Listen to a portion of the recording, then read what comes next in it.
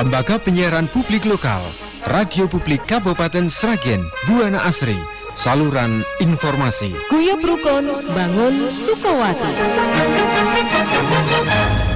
Shalom, semangat pagi sahabat pendengar Radio Buana Asri yang diberkati Tuhan.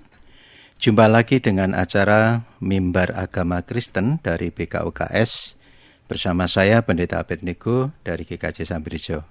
Kamis 7 Juli 2022 dengan tema Kedewasaan Karakter. Sebelumnya mari kita berdoa. Firman-Mu Tuhan adalah kebun penuh kembang yang datang ingin memetik, bersuka dan senang. Firman-Mu tambang yang penuh permata mulia. Takkan kecewa siapapun yang mau menggalinya. Firman-Mu Tuhan adalah bintang yang celang. Musafir tidak akan sesat, jalannya pun terang. Ya Tuhan, buat firman-Mu menjadi tambangku, menjadi taman yang permai dan bintang panduku. Bersabdalah ya Bapa Surgawi, kami siap mendengarkan. Dalam hikmat-Mu ya Yesus, kami bersujud. Amin. Bacaan Alkitab dinyatakan dalam surat Kolose pasal 3 ayat 1 sampai dengan 17. Kolose pasal 3 ayat 1 sampai dengan 17. Karena itu, kalau kamu dibangkitkan bersama dengan Kristus, carilah perkara yang di atas, di mana Kristus ada duduk di sebelah kanan Allah. Pikirkanlah perkara yang di atas, bukan yang di bumi. Sebab kamu telah mati dan hidupmu tersembunyi bersama dengan Kristus di dalam Allah. Apabila Kristus yang adalah hidup kita menyatakan diri kelak, kamu pun akan menyatakan diri bersama-sama dengan Dia dalam kemuliaan. Karena itu, matikanlah dalam dirimu segala sesuatu yang duniawi, yaitu percabulan, kenajisan, hawa nafsu, nafsu jahat, dan juga keserakahan yang sama dengan penyembahan berhala. Semuanya itu mendatangkan murka Allah atas orang-orang durhaka. Dahulu kamu juga melakukan hal-hal itu ketika kamu hidup di dalamnya. Tetapi sekarang buanglah semuanya ini, yaitu marah, geram, kejahatan, fitnah, dan kata-kata kotor yang keluar dari mulutmu.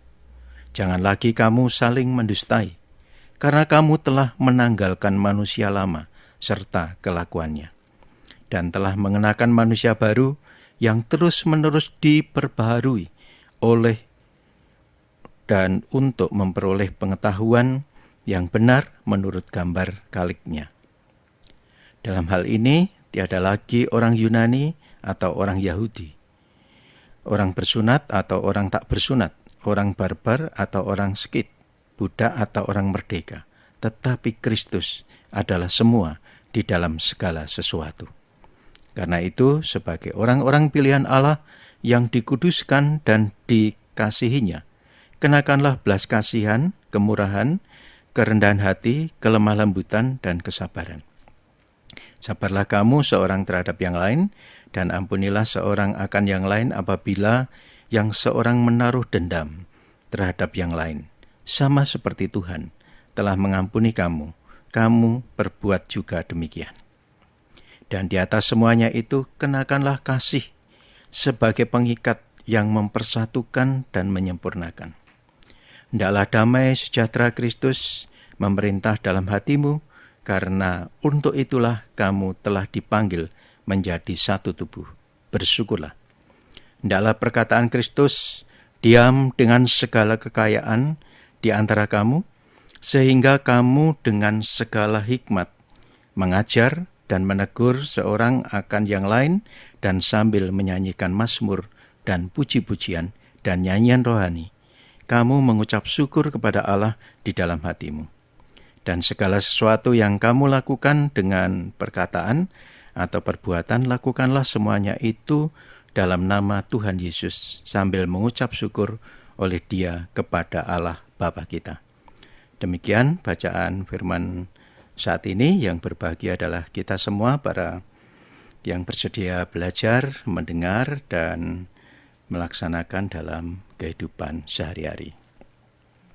Sahabat pendengar Radio Buana Asri yang kekasih,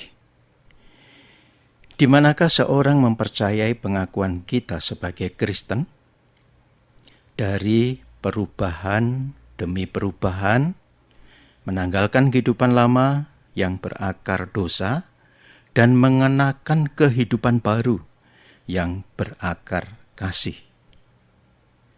Seperti buah adalah bukti berbicara dari sebuah tanaman yang dinyatakan subur dan segar. Demikian pula dengan kehidupan Kristen. Kasih yang terrefleksi dalam aplikasi hidup sehari-hari adalah bukti berbicara dari kehidupan yang berpusatkan Kristus.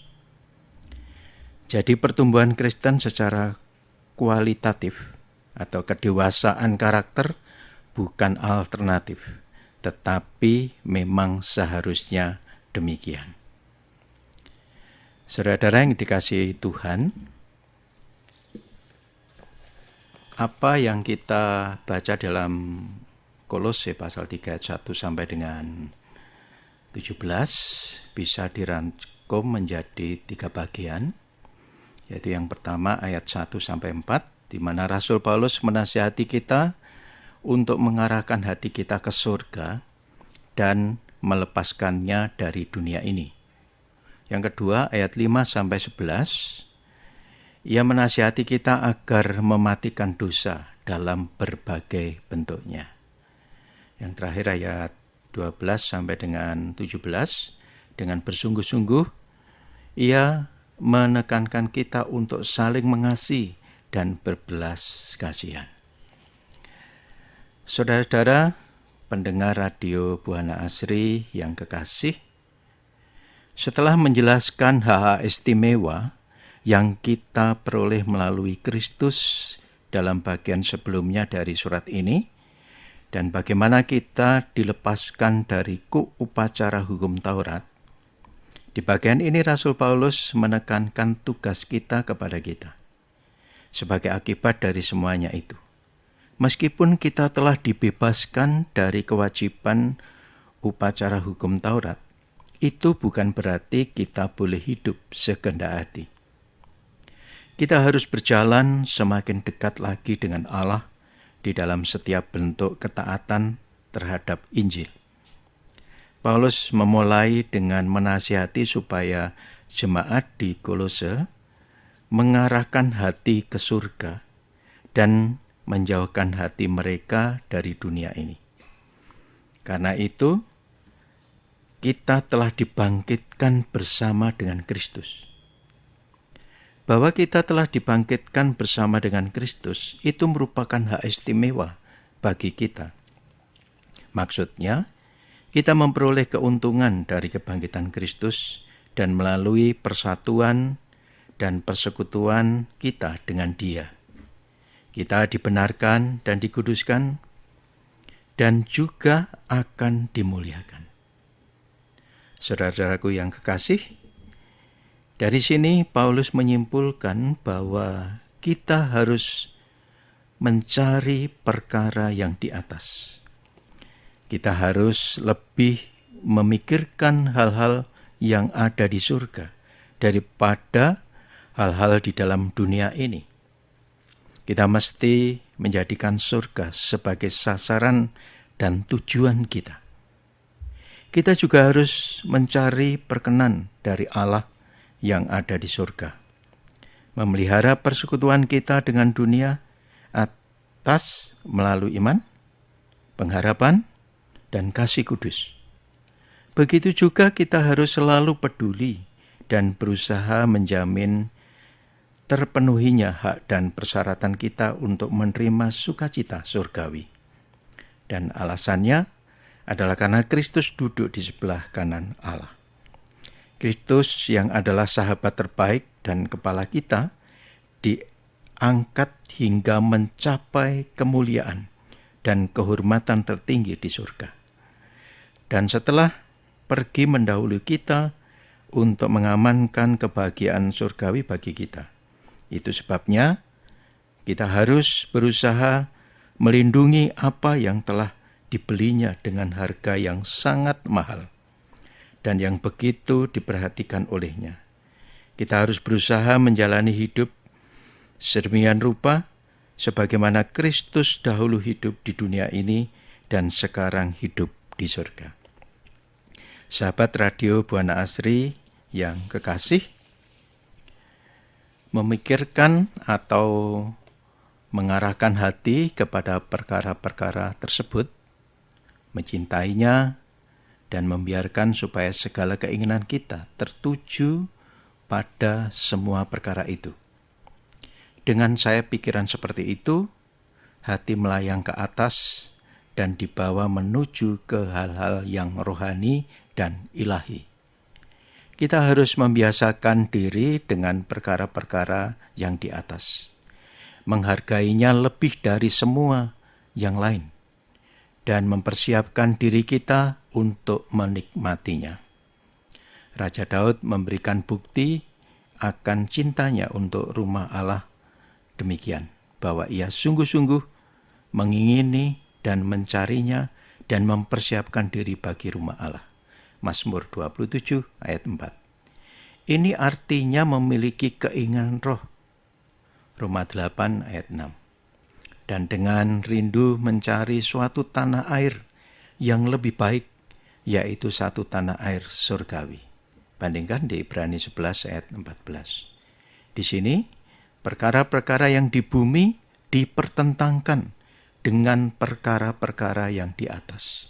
Kita tidak boleh menyukai perkara-perkara yang di bumi ataupun berharap terlalu banyak darinya, agar dengan begitu kita dapat memikirkan surga. Ini dikarenakan bahwa surga dan bumi saling bertolak belakang dan menunjukkan pengharapan tertinggi kepada dua-duanya adalah hal yang tidak masuk akal. Besarnya pikiran kita terhadap yang satu akan melemahkan dan mematikan hati kita terhadap yang lain dengan kekuatan yang sama pula.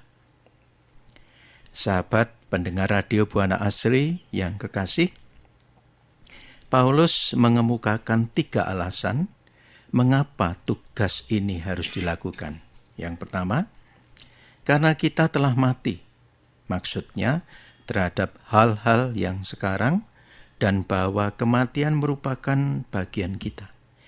Kita mati menurut pengakuan kita dan sebagai kewajiban kita, karena kita telah dikuburkan bersama-sama dengan Kristus dan telah menjadi satu dengan apa yang sama dengan kematiannya.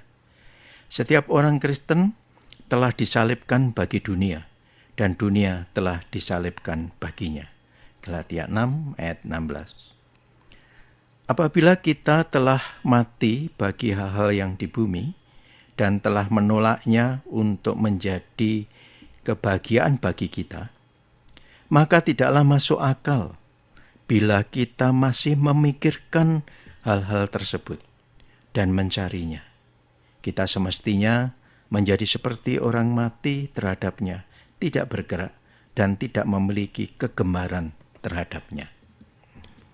Sahabat pendengar Radio Buana Asri yang kekasih, yang kedua, karena hidup kita yang sesungguhnya terletak di surga. Sebab kamu telah mati dan hidupmu tersembunyi bersama dengan Kristus di dalam Allah. Di ayat 3 tadi. Dari sanalah manusia baru memperoleh kehidupannya. Manusia baru dilahirkan, dipelihara dari surga, dan kesempurnaan hidupnya dijaga supaya bisa hidup di surga. Hidup kita tersembunyi bersama dengan Kristus, bukan hanya tersembunyi dari kita, supaya tidak diketahui, melainkan juga tersembunyi bagi kita, supaya aman. Hidup orang Kristen tersembunyi bersama dengan Kristus. Sebab aku hidup dan kamu pun akan hidup. Demikian Yohanes bersaksi dalam Yohanes pasal 14 ayat 19. Saat ini Kristus adalah Kristus yang tersembunyi atau Kristus yang belum pernah kita lihat. Namun, inilah penghiburan kita, yaitu bahwa hidup kita tersembunyi bersama dengan Dia dan tersimpan aman bersamanya. Seperti halnya kita mempunyai alasan untuk mengasihinya, sekalipun kita belum pernah melihat Dia. 1 Petrus 1 ayat 8. Begitu juga kita bisa memperoleh penghiburan dari sukacita yang masih belum kelihatan dan tersimpan di surga bagi kita. Sahabat pendengar Radio Buana Asri yang kekasih, karena pada saat kedatangan Kristus yang kedua kalinya, kita memiliki pengharapan bahwa sukacita kita akan disempurnakan. Jika sekarang kita menjalani kehidupan Kristen yang murni dan taat, maka apabila Kristus yang adalah hidup kita menyatakan diri kelak, kamu pun akan menyatakan diri bersama dengan Dia dalam kemuliaannya. Disebutkan dalam ayat 4. Perhatikanlah, yang pertama, Kristus merupakan kehidupan seorang percaya. Aku hidup, tetapi bukan lagi aku sendiri yang hidup, melainkan Kristus yang hidup di dalam aku. Demikian Paulus bersaksi di dalam Galatia 2 ayat 20. Kristus adalah pokok dan tujuan kehidupan orang Kristen. Dia hidup di dalam kita melalui Roh-Nya, dan kita hidup bagi Dia di dalam segala perbuatan kita. Bagiku hidup adalah Kristus. Filipi 1 ayat 21. Yang kedua, Kristus akan menyatakan diri kembali. Sekarang Ia tersembunyi dan langit harus memuat Dia. Namun Ia akan menyatakan dirinya di dalam segala kemegahan surga bersama malaikat-malaikat kudus-Nya dalam kemuliaannya dan dalam kemuliaan Bapa. Yang ketiga, ketika Dia menyatakan diri kembali saat itu, kita pun akan menyatakan diri bersama-sama dengan Dia di dalam kemuliaan. Merupakan kemuliaan baginya ketika umat yang telah ditebusnya ada bersama-sama dengan Dia saat itu. Ia akan datang untuk dimuliakan di antara orang-orang kudus-Nya, dan merupakan kemuliaan juga bagi umat-Nya saat itu. Ketika mereka datang bersama Dia dan hidup bersama Dia selama-lamanya.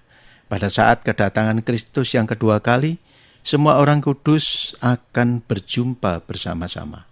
Orang-orang yang sekarang hidupnya tersembunyi bersama dengan Kristus, pada waktu itu akan tampil bersama Kristus di dalam kemuliaan itu dan sangat dinikmatinya. Apakah kita mencari kebahagiaan yang demikian? Bukankah seharusnya kita mengarahkan hati kita kepada dunia yang di atas itu dan hidup lebih tinggi daripada dunia yang di bawah ini? Ada apa di dalam dunia ini yang membuat kita gemar terhadapnya?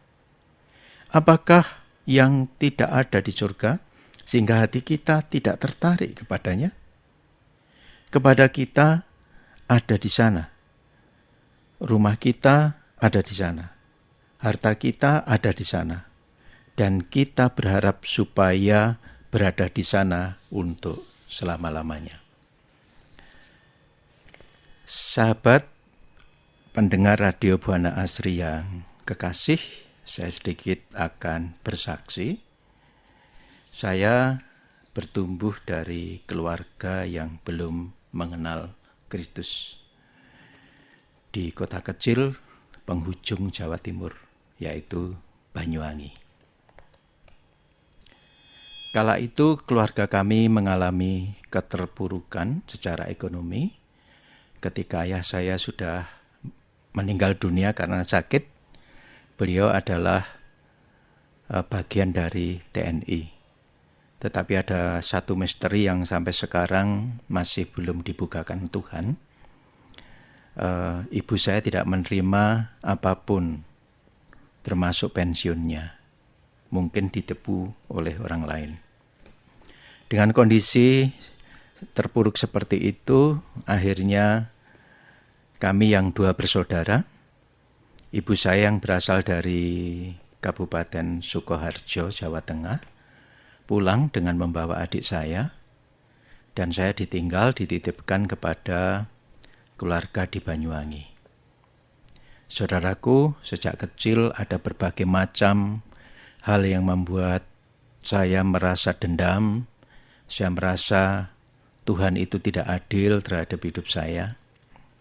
Saya mengalami banyak sakit ketika masa kecil, tapi karena itu saya berani ke dokter. Jadi bahkan sampai dokternya tanya pakai jarum yang mana, saya berani memilihnya. Tapi tidak hanya sakit secara fisik, saudara-saudara. Saya mengalami perlakuan yang sangat buruk. Saya tidak mengalami kasih sayang seorang ibu dan ayah. Tidak hanya sampai di situ, saya sering dibully. Saya sering dilecehkan secara seksual. Dan hal-hal yang tidak mengenakkan. Bahkan di suatu waktu, daun telinga saya pernah dicoblos dengan pensil yang diruncingkan. Itu sangat menyakitkan. Saya pernah dikeroyok, saya nggak tahu apa yang salah dengan saya. Di rumah pun diperlakukan, kalau boleh dibahasakan seperti anak tiri. Mbah kakung saya adalah seorang yang pekerjaannya itu njamasi pusaka. Gitu ya, pasti Bapak Ibu Saudara tahu. Dan Mbah putri saya adalah seorang bidan, dukun, yang waktu itu kemana-mana membawa kotak silver itu untuk menolong orang yang melahirkan dan seterusnya. Saya terus mencari dan bertanya-tanya apa arti sebuah kebahagiaan.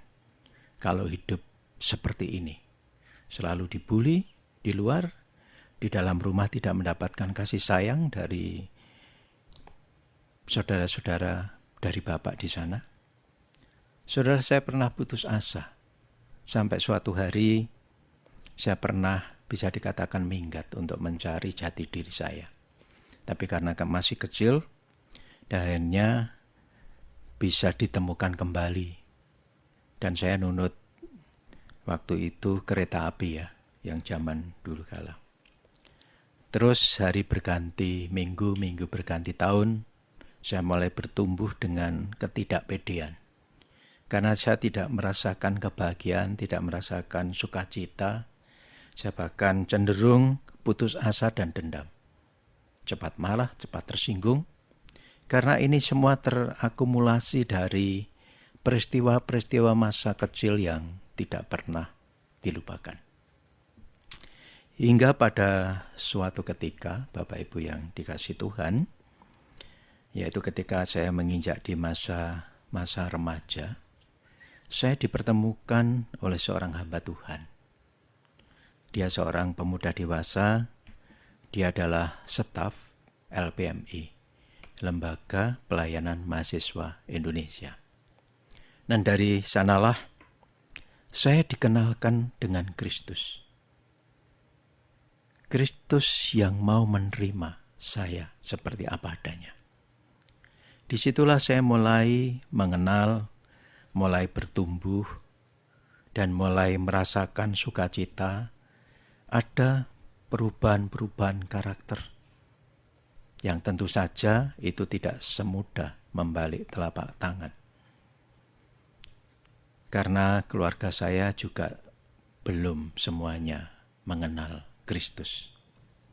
Hari berganti minggu, minggu berganti bulan, bulan berganti tahun, terus saya dibimbingnya oleh pembimbing saya ini. Dan suatu saat beliau menjadi kepala bagian dari LPMI ini. Kemudian terus berlanjut, Bapak, Ibu, dan Saudara-saudara, saya sempat kuliah di Jakarta, di perikanan. Dan mentor saya ini sempat menantang saya. Maka saya menjadi melayani Tuhan. Karena hidup saya sudah ditebus, sudah dipulihkan, sudah mendapatkan tujuan yang jelas, yaitu di dalam Tuhan Yesus. Waktu itu saya tidak bisa menjawab iya. Saya masih memikir-mikir, apakah saya layak, apakah saya mampu. Nah, saudara-saudara, untuk menjawab panggilan itu, saya bisa dikatakan menghilang 10 tahun. Saya juga pernah menjadi seorang pelaut, itu ya, yang wilayah pelayarannya masih di dalam negeri, dari Sumatera hingga ke Papua, itu ya. Dan di sana juga tidak menemukan kedamaian, karena semua orang juga melihat bagaimana kehidupan pelaut itu yang penuh dosa dan jauh dari sukacita. Akhirnya saya keluar dari bekerja di kapal, Bapak Ibu, dan terus di darat bermacam-macam pekerjaan, tetapi hati ini masih gundah gulana karena selalu terngiang panggilan Kristus itu. Nah, sampai saatnya ketika genap 10 tahun, usia saya bertambah, dan satu catatan lagi, akhirnya atas karunia Tuhan, itu saya mendapatkan pendamping hidup yang notabene adalah adik dari mentor saya itu, gitu ya. Tapi ya itu kehidupan masih pasang surut, dan akhirnya sampai genap usia 40 tahun, saya ditantang Tuhan. Kalau mau melayani sekarang atau tidak sama sekali.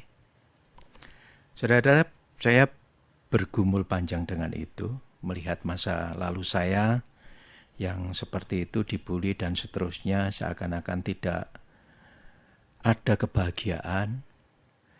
Setelah mengenal Kristus pun tidak otomatis langsung seperti itu, karena terus bertahap, berjalan dengan Kristus, dipimpin Roh Kudus. Nah, akhirnya ketika perenungan demi perenungan saya lakukan, saya menjawab, ya Tuhan, saya siap.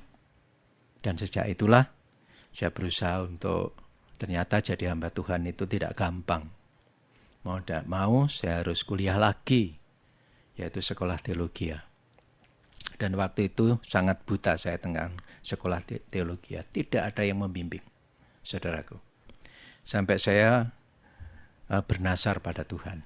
Tuhan, pamflet yang pertama kali masuk di gereja tentang sekolah teologi, disitulah saya mau ambil bagian. Dan betul, saudara-saudara, dan akhirnya terus kami jalani 4 tahun sekolah di teologi, dan sekarang mendapatkan bagi saya sebuah kehormatan untuk melayaninya. Siapa saya yang sebenarnya tidak layak, tetapi satu hal, menjadi hamba Tuhan ini luar biasa, karena semakin dekat dengan Tuhan. Demikian juga bagi saudara yang lain, menjadi hamba Tuhan juga tidak harus selalu sekolah teologi. Tapi ketika kita menyerahkan hidup kita sepenuhnya pada Kristus, kita sebenarnya sudah menjadi hambanya. Dan disitulah Tuhan berkarya dan memakai kita dengan segala keberadaan kita, dengan segala talenta kita. Nah, ungkapan kesaksian saya ini terwujud dalam sebuah pujian. Mari kita dengarkan bersama-sama.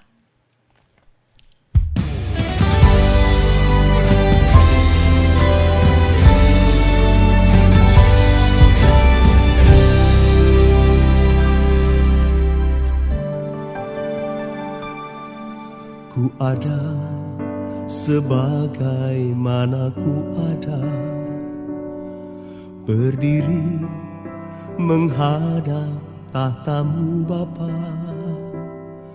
Semua karena anugerah-Mu yang telah selamatkanku.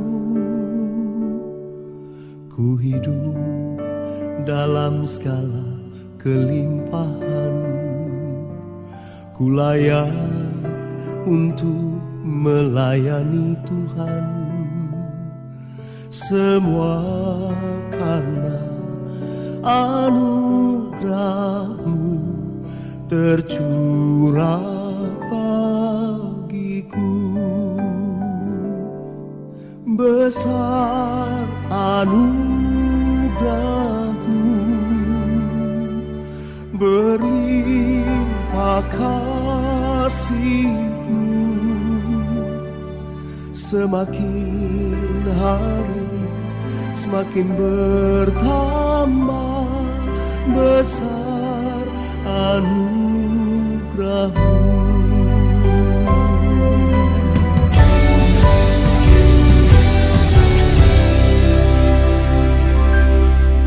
Ku hidup dalam segala kelimpahan, ku layak untuk melayani Tuhan. Semua karena anugerah-Mu tercurah bagiku. Besar anugerah-Mu, berlimpah kasih-Mu, semakin hari semakin bertambah besar anugerah-Mu.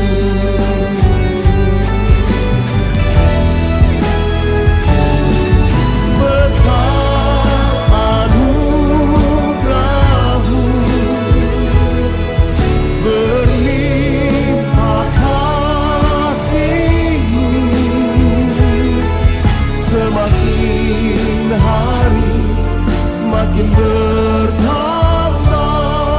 besar anugerah-Mu. Semakin hari semakin bertambah besar anugerah-Mu. Besar anugerah-Mu, Yesus, besar anugerah-Mu.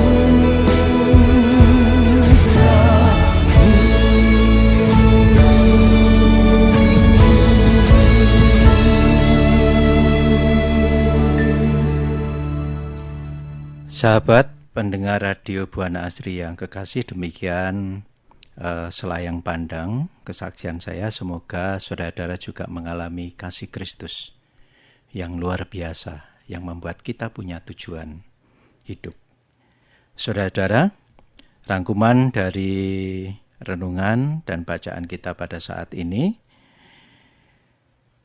ayat bacaan kita hari ini kembali mengingatkan kita bahwa sebagai orang yang percaya pada pribadi dan karya Kristus, kita pun sudah mati dan dibangkitkan bersama Kristus.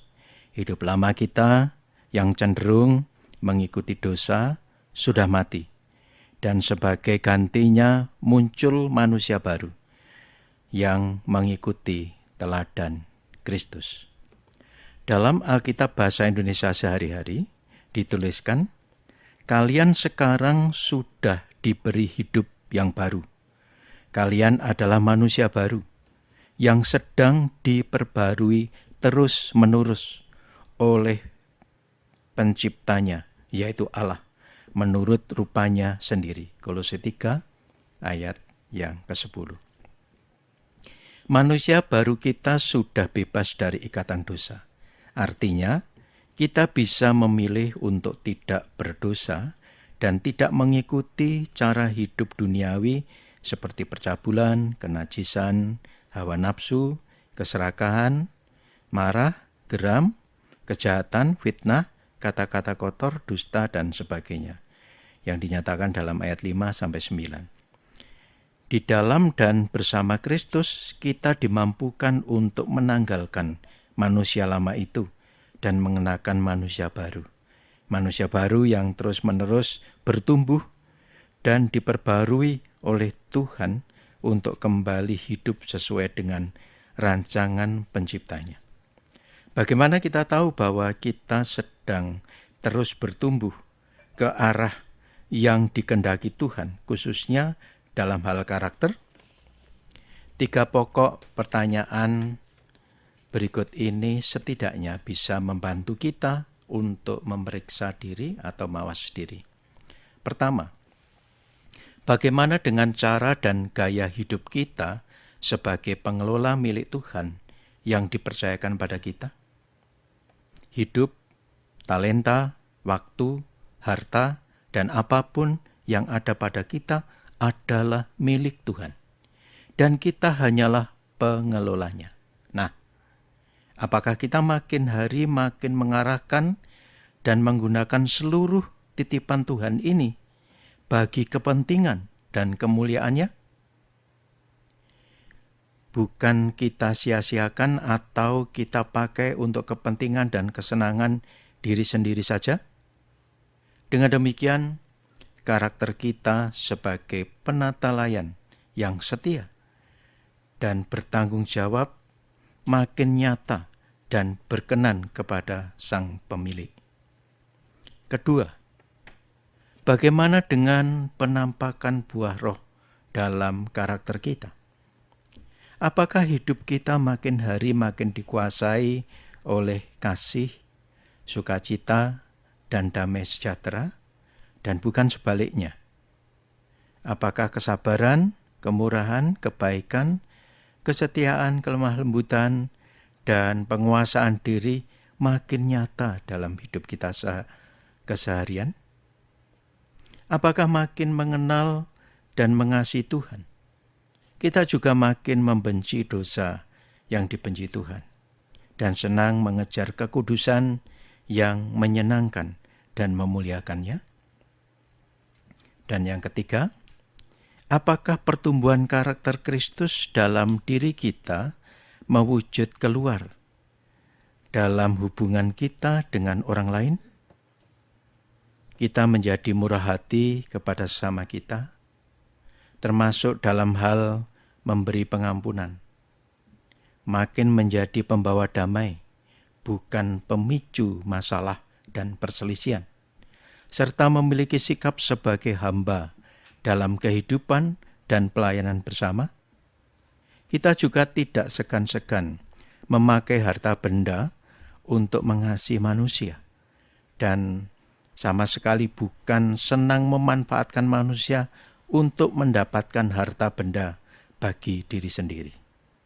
Tuhan Yesus yang sudah banyak memberi teladan akan memberkati kita kekuatan dalam semua ini. Mari terus bertumbuh di dalam dan bersama dengan Dia. Bagaimana dengan saudara?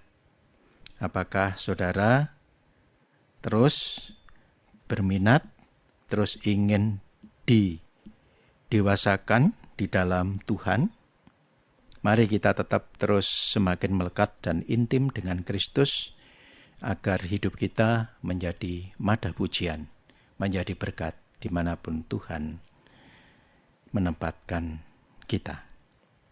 Amin. Ingat, kita ada karena anugerah Tuhan memberkati. Mari kita berdoa. Yesus menginginkan daku bersinar baginya. Dimanapun ku berada, ku mengenangkannya. Yesus menginginkan daku menolong orang lain. Manis dan sopan selalu ketika ku bermain.